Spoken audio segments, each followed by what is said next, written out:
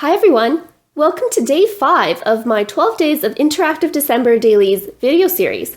If you're new to my channel, be sure to subscribe for more process videos, and find me on Instagram for more December daily inspiration. Today I'll be showing you how to make this layered flip-out page, and this is using products from Cocoa Daisy, as well as a die set from Stampin Up. So if you'd like to learn how to make this page, then just keep watching. So I'm going to be using this die set from Stampin Up called Layering Alphabets. I don't think this is available on their website anymore, but you can always try this idea with like a different alphabet die set and then just layer them onto the photo flaps.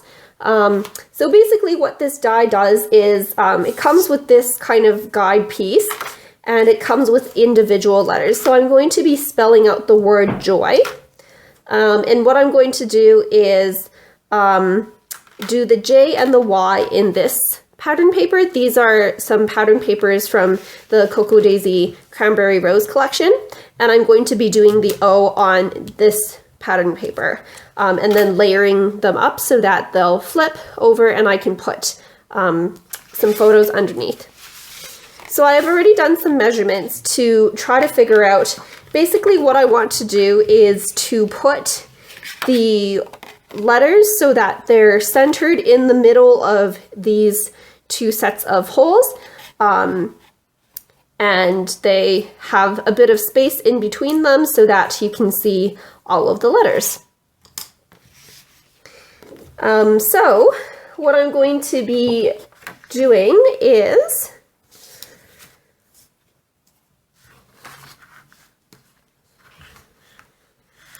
we're going to put our letter piece at about 4¼ inches in. So I'm just going to take my ruler and mark down 4¼ inches.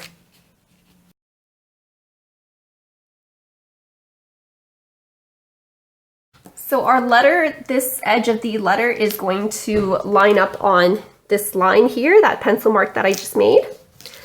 And this piece, we're going to center it so that it's in the middle. Oh, before I do that, I have to cut down my pieces to 8 3/8 of an inch tall, because that's the size of a Citrus Twist Life Crafted album page protector. I wanted to make sure all my pages are the same size.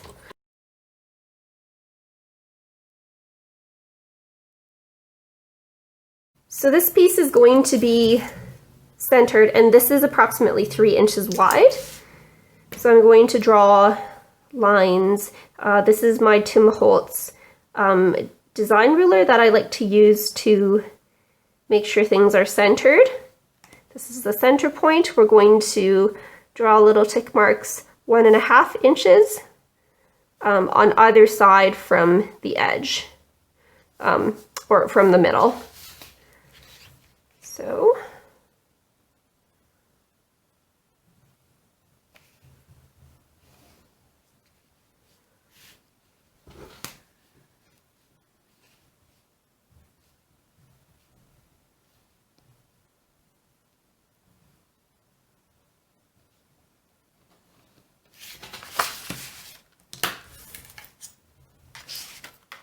right, so we'll line this up between those two pencil marks that I just created and line up the J so that the edge of this die is right up against that other pencil line that we had created.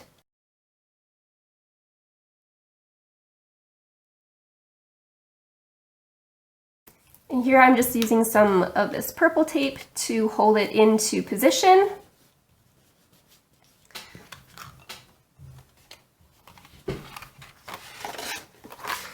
I'm going to repeat the measurements on this other side as well.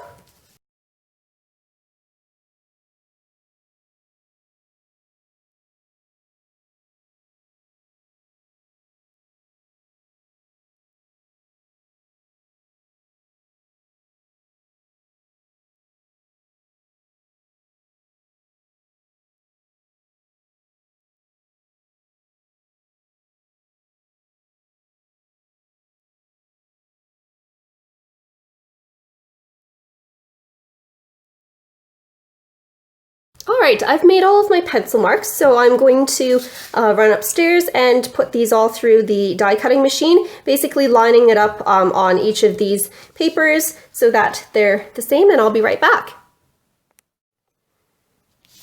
All right, I finished my die cutting, and you can see that there's the J cut out here, the O cut out of this piece, and the Y cut out of this piece. So because this is still attached, I'm going to be using my paper trimmer to just continue the diagonal line here so that it completes the cut. So if you don't have a paper trimmer that has a wire guide, I would recommend maybe using like a ruler and a cutting mat and a craft knife to do this, just because you do want to be precise in making sure that that edge is continuous and you're not cutting into your piece here.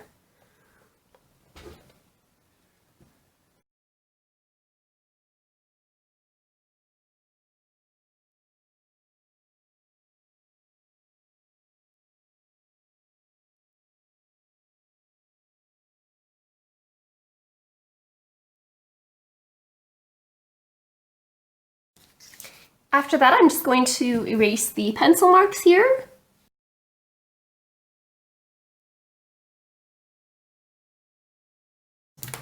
And we're going to take each of these pieces and score at 1/2 inch from the left side here.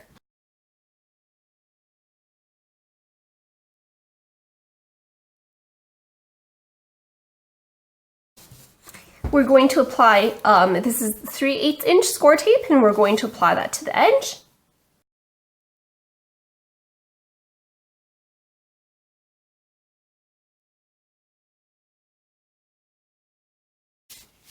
Next, we're going to apply these pieces to, I've cut this page down at 5 inches by 8 3/8 of an inch to match a Citrus Twist Life Crafted album sheet protector.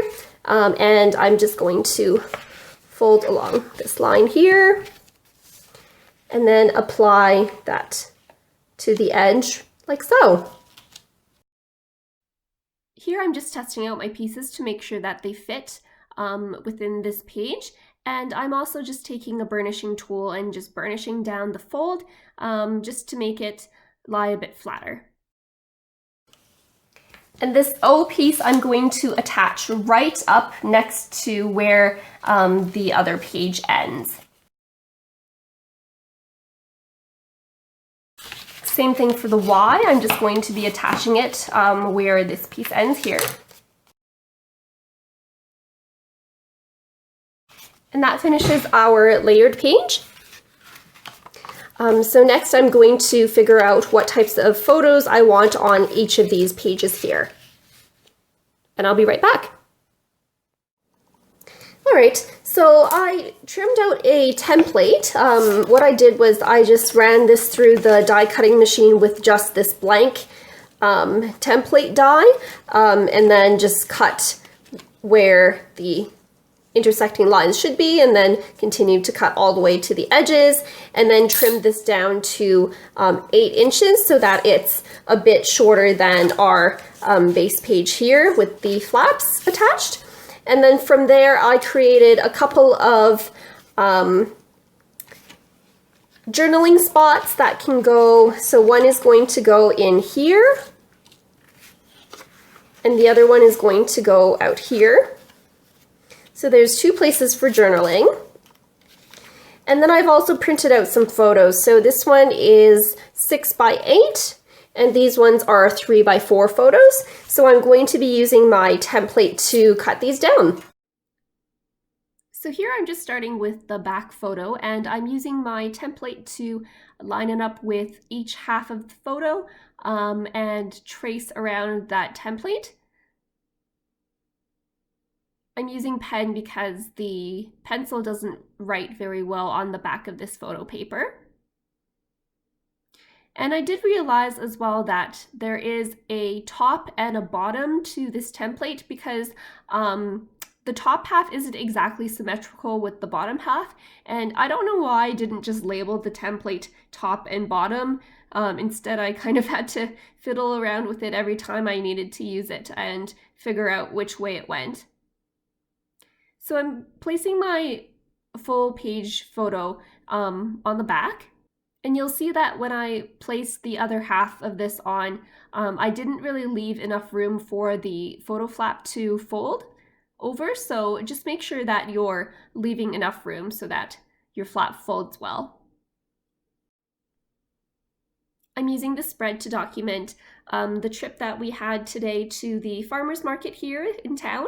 It's a new farmers market that just opened up 2 weeks ago, and it's our first indoor farmers market for the town. So it's very exciting. I love going in and seeing all the new things every week and trying out different foods, and baked goods are my favorite. So I just did a bit of journaling as well later on to document all the different things that I got and all the different foods that I tried today.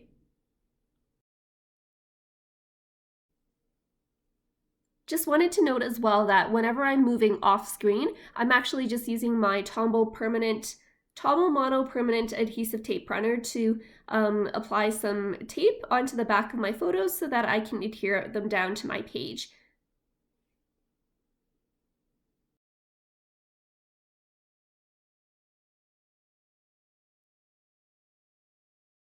So here you'll notice that I decided to stick down some of those snowflake stickers.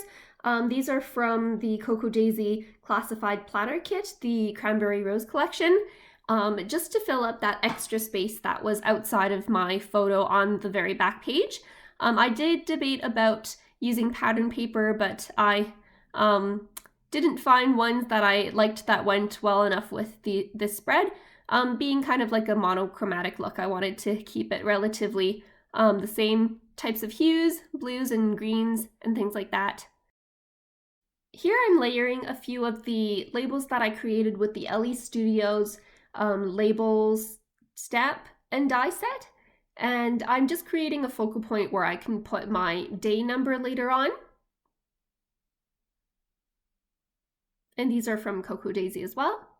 I'm also using these puffy star stickers from Cocoa Daisy's memory keeping kit to finish up this page.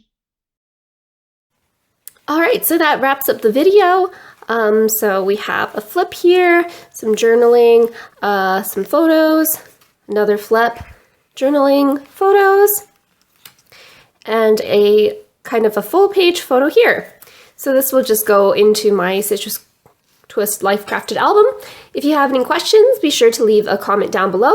If you liked this process video, be sure to hit the like button and make sure you're subscribed for more of my videos. Thanks for watching.